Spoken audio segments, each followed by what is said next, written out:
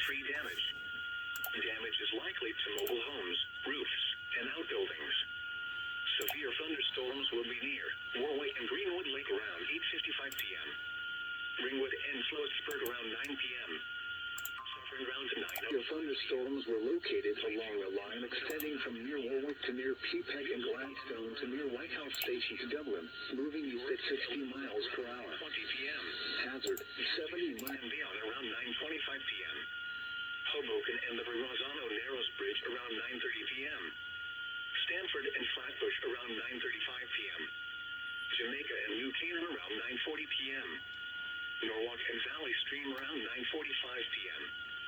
For your protection, move to an interior room on the lowest floor of a building.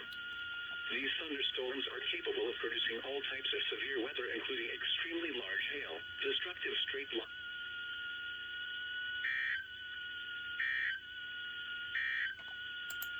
Jersey and Milburn around 9:15 p.m. Eastern Standard Time. Newark and Elizabeth around 9:20 p.m. Eastern Standard Time.